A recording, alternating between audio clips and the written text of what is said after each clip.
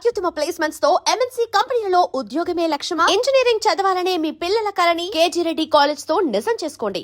1,00,000 కోట్లు గోదావరి పాలైనై మీరు ఎందుకు ఆ కేసును ముందుకు కొనసాగిస్తలేరు? అదే ఈ ప్రాంతంలో ఎస్ఆర్ఎస్పీని శ్రీరామ్ సాగర్ ని కాంగ్రెస్ పార్టీ పండిత్ జవహర్లాల్ నెహ్రూ కట్టారు. ఇవాళ నిజామాబాద్ జిల్లాలో చెరుకు బండినా, వరి బండినా, పసుపు బండినా, సోయాబీన్ బండినా నిజామాబాద్ లో పంటలు పండుతున్నాయి. రైతులు ఈరోజు ఆత్మ గౌరవంతో తలెత్తుకొని తిరుగుతున్నారంటే కాంగ్రెస్ పార్టీ కట్టిన ప్రాజెక్టులే కదా. మేం కట్టిన ప్రాజెక్టులు ఎట్లున్నాయి, బీఆర్ఎస్ వాళ్ళు కట్టిన కూలేశ్వరం ఎట్లుందో ఒక్కసారి చూడండి. గోదావరి జలాలను అడ్డం పెట్టుకొని తెలంగాణను కొల్లగొట్టిన కేసీఆర్, హరీష్, కేటీఆర్ ను ఎన్నడు అరెస్టు చేస్తారో మీరు చెప్పాల్సిందిగా నేను ఈరోజు అడుగుతున్నా. అందుకే ధర్మపురి అరవింద్ గారికి పరపతి లేదు. మోడీ దగ్గర ఈనాడు ఆయన మాట చెల్లుబాటు కాదు. కాబట్టి పార్లమెంట్లో ఆయన ఉన్నాడు. నిధులు దేవాలంటే కేంద్రం నుంచి ఎంపీలు చాలు, కౌన్సిలర్లు వెళ్ళేది, కార్పొరేటర్లు వెళ్ళేది ఢిల్లీకి కాదు, ఇక్కడ ఉండే మున్సిపల్ మంత్రి దగ్గరికి వెళ్ళాలి, లేకపోతే స్థానికంగా ఉండే ఎమ్మెల్యే దగ్గరికి వెళ్ళాలి. స్థానిక ఎమ్మెల్యే భూపత్ రెడ్డి ఉన్నాడు, మున్సిపల్ శాఖ మంత్రిగా నేనున్నా. ఇవాళ కౌన్సిలర్లు, కార్పొరేటర్లను మీరు గెలిపించండి. నిధులు ఇచ్చే బాధ్యత నాది, నిజామాబాద్ను అభివృద్ధి చేసే బాధ్యత నాది, నిజామాబాద్ ఔటర్ రింగ్ రోడ్ ఇచ్చే బాధ్యత నాది. మంచి ప్రాజెక్టును పూర్తి చేసి, భూపత్ రెడ్డి అడిగిన ఇరిగేషన్ ప్రాజెక్టులను పూర్తి చేసి నిధులు ఇచ్చి నిజామాబాద్ను అభివృద్ధి చేసే బాధ్యత మరి అందుకే ఇవాళ ఇక్కడికి వచ్చిన మా యువకులను అడుగుతున్నా, మీరు గాడిదకు గడ్డేసి మీరు ఆవుకు పాలు పిండుతామంటే సాధ్యమా? మీరు ఆ బీఆర్ఎస్, బీజేపీలకు ఓట్లేసి కాంగ్రెస్ పార్టీలను అభివృద్ధి చేయమంటే నేను నిధులు ఇవ్వాలన్నా మేయర్ మనోడు ఉండాలి కదా, కార్పొరేటర్ మనోడు ఉండాలి కదా, కౌన్సిలర్లు మనోళ్ళు ఉండాలి కదా. అడగండి అమ్మాయినా అన్నం పెట్టదు అంటారు. రేపు ఎమ్మెల్యేతోనో మంత్రులతోనో సహకారం తీసుకొని పనులు చెయ్యాలి అనంటే స్థానికంగా మనోడై ఉండాలి.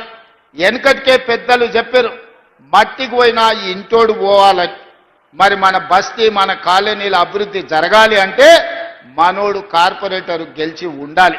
అందుకే చాలా సంవత్సరాల తర్వాత మంచి అవకాశం నిజామాబాద్కు వచ్చింది. ఈ బంగారం లాంటి అవకాశాన్ని జార విడుచుకోకండి.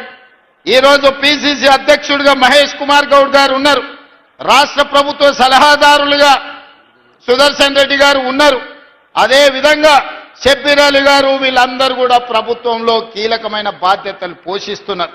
సరాసరి వాళ్ళు ముఖ్యమంత్రి దగ్గరకు వచ్చి ఏమైనా అడగగలిగి నిధులు మంజూరు చేయించుకునే పరిస్థితి వాళ్ళ చేతుల్లో ఉంది. కాబట్టి ఈరోజు నిజామాబాద్లో కాంగ్రెస్ పార్టీ జెండా ఎగరాలి.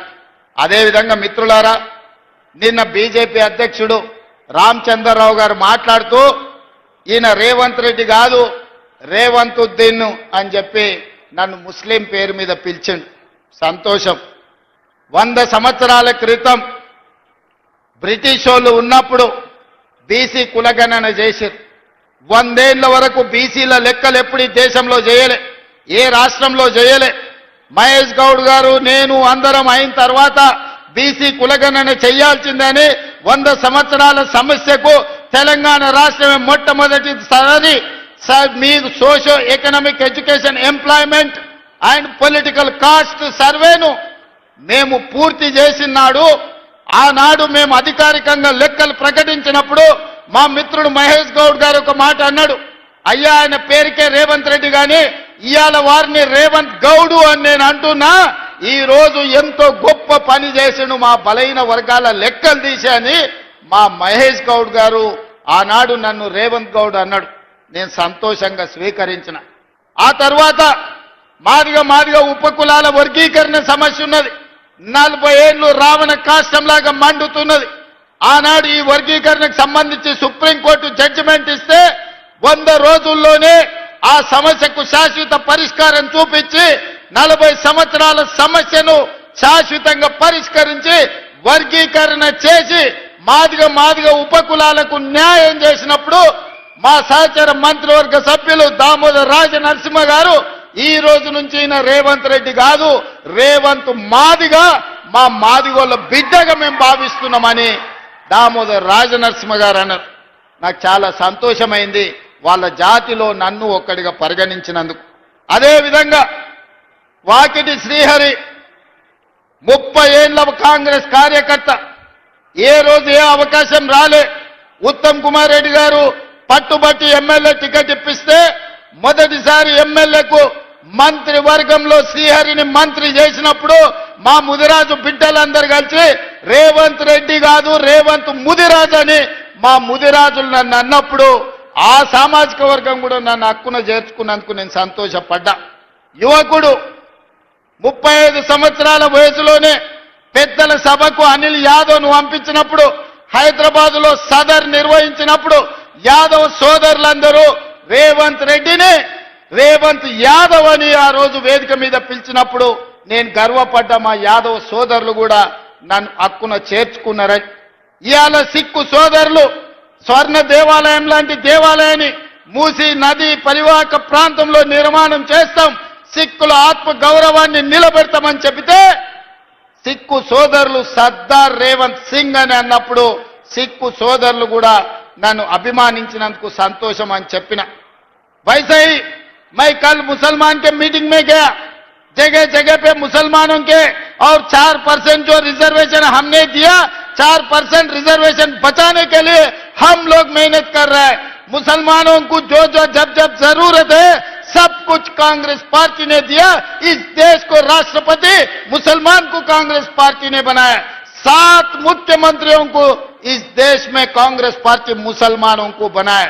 मेरा कैबिनेट में शब्बीर भाई को मंत्री बनाने के लिए निजामाबाद अर्बन चुनाव में हम चुनाव लड़वाए. मैं कामारेड्डी, मेरे लिए शब्बीर भाई ने कुर्सी छोड़ा था कामारेड्डी असेंबली में, मगर हम केसीआर को हराए, हम नहीं जीत सका. आप लोग शब्बीर भाई को नहीं जिताया. फिर भी मुसलमानों को मंत्री बनाने के लिए मोहम्मद अजहरुद्दीन को बिना एमएलए बिना एमएलसी हम मंत्री बनाए. कल परसों हम उनको भी एमएलसी बनाने वाले हैं. इसीलिए इतने सारे 8 मुसलमान माइनॉरिटियों को हम लोग कारपोरेशन चेयरमैन बनाए. मतलब ये सरकार में बराबर मुस्लिम माइनॉरिटी को हिस्सा दे दिए. उनका हक है, उन लोगों का हक उनको पहुंचा दिए. इसीलिए आज कोई मुसलमान के भाई रेवंत को रेवंतुद्दीन कहे तो भी मेरे कोई परवाह नहीं है. मैं इसको अच्छी तरीका से मैं स्वीकार करता हूं.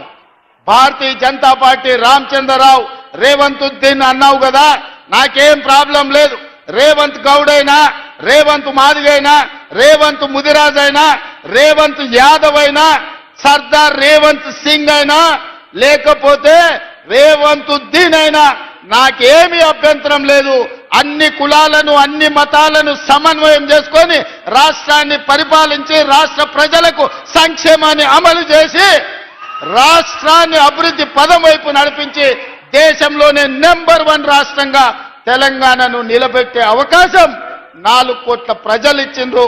నేను గర్వంగా ఫీల్ అవుతా రామచంద్రరావు గారు. కానీ నేను నిన్ను ఒక్క మాట అడగదలుచుకున్నా. నీ పక్కల కూర్చున్న కిషన్ రెడ్డి ఎవరా? ఎందుకు కేసీఆర్ని కాపాడుతున్నాడే? కాళేశ్వరం అవినీతిలో 48 గంటల్లో అరెస్టు చేస్తామన్న కిషన్ రెడ్డి కేసీఆర్ని ఎందుకు కాపాడుతున్నాడే? ఇవాళ కిషన్ రెడ్డి కాదు, కిషన్ రెడ్డి కల్వకుంట్ల కిషన్ రావుగా మారిండు. ఆ సంగతి నీకు తెలుసా రామచంద్రరావు గారు? ధర్మపురి అరవింద్ గారు, మీ కిషన్ రెడ్డి కాదు. ఇవాళ మీ కిషన్ రెడ్డి కల్వకుంట్ల కిషన్ రావుగా మారిండు. కేసీఆర్ కో కొడుకున్నాడు, కేసీఆర్ కో పుత్రుడు ఉన్నాడు, దొంగ పుత్రుడు కేటీఆర్. ఇవాళ కేసీఆర్కి ఇంకో దత్తత పుత్రుడు ఉన్నాడు, ఆయన పేరు కల్వకుంట్ల కిషన్ రావు. దొంగ పుత్రుడు దత్తపుత్రుడు కలిసి ఈ రోజు కేసీఆర్ అవినీతిని కాపాడే ప్రయత్నం చేస్తున్నారు. మొట్టమొదట రామచంద్రరావు గారు కిషన్ రెడ్డి గారిని జనజీవన స్రవంతిలోకి తీసుకురా. ఈ రోజు కేసీఆర్ కు కాదు ఊడిగం చేయాల్సింది, తెలంగాణ ప్రజలకు సేవలు అందించాలి. నిజంగానే మీకు పరపతి ఉంటే మున్సిపాలిటీలలో ఓట్లు అడగాలంటే నిజామాబాద్ కార్పొరేషన్ ని స్మార్ట్ సిటీలో ఈరోజు మీరు ప్రకటించండి. హైదరాబాద్ నగరంలో మూసీ నిర్మాణం, అహ్మదాబాద్ లో మీరు నర్మదా నది రివర్ ఫ్రంట్ కట్టుకుంటారు, ఢిల్లీలో యమునా నది కట్టుకుంటారు, ఉత్తరప్రదేశ్ లో గంగా నది కట్టుకుంటారు. మా హైదరాబాద్కు మాత్రం మూసీ నది ప్రక్షాళన జరగొద్దా? మోడీ నిధులు ఇయ్యడా? మోడీకి ఓట్లు ఇయ్యలేదా? బీజేపీకి 8 సీట్లు ఇవ్వలేదా? తెలంగాణ నుంచి 8 మంది ఎంపీలను ఇస్తే 2 మంత్రులను చేసినామంటుండు కానీ ఒక్క రూపాయి కూడా తెలంగాణకి ఇవ్వలేదు. ఇది దుర్మార్గం కాదా అని నేను బీజేపీ నాయకులను నేను అడుగుతున్నా. అందుకే మీకు ఓటు అడిగే హక్కు లేదు. తెలంగాణ ప్రజలు బీజేపీని బొందబెట్టాలి. బీజేపీ బీఆర్ఎస్ వేరు వేరు కాదు. వీళ్ళిద్దరిది ఫెవికాల్ బంధం. వీణ వాణి అని 2 తలకాయలు కలిసి బాడీ వేరుంటుంది. ఆడపిల్లలు ఉన్నారు. బీజేపీ బీఆర్ఎస్ బంధం కూడా విడదీయరాని ఫెవికాల్ బంధం. ఇవాళ బీజేపీ కేసిన బీఆర్ఎస్ కేసిన ఒక్కటే ఆ ఓట్లు తీసుకెళ్లి మూసీ నదిలో వేసినట్టే. ఎందుకంటే ఇవాళ ప్రభుత్వం అనేది ఉన్నది. 2 ఏళ్లే మనం పూర్తి చేసుకున్నది. ఇంకా 8 ఏళ్లు కాంగ్రెస్ పార్టీ అధికారంలో ఉంటుంది. తెలంగాణను అభివృద్ధి చేస్తుంది. ఈ అభివృద్ధిలో నిజామాబాద్కు ప్రత్యేకమైన స్థానం ఉంటుంది. నిజామాబాద్ నుంచే ఈ తెలంగాణ అభివృద్ధికి పునాదులు వేస్తాం. నిజామాబాద్కి ఎయిర్పోర్టును తీసుకొచ్చే బాధ్యత మా ప్రభుత్వం తీసుకుంటుంది. ఇవాళ ఆదిలాబాద్లో ఎయిర్పోర్ట్ తెచ్చినాం, వరంగల్లో ఎయిర్పోర్ట్ తెచ్చినాం, వరంగల్కి అండర్ గ్రౌండ్ డ్రైనేజ్ ఇచ్చినాం. ఇవాళ కరీంనగర్ ఔటర్ రింగ్ రోడ్ ఇస్తున్నాం, వరంగల్ ఔటర్ రింగ్ రోడ్ ఇవ్వబోతున్నాం. ఇవన్నీ పథకాలు జరిగినాయంటే కాంగ్రెస్ పార్టీ అధికారంలో ఉంది కాబట్టే ఇవాళ పేదలకు న్యాయం జరిగింది. అదేవిధంగా టీఆర్ఎస్ వాళ్ళు అంటూరు ఏం చేసిరని నేను చెప్పదలుచుకున్న రాసుకోండి. కేసీఆర్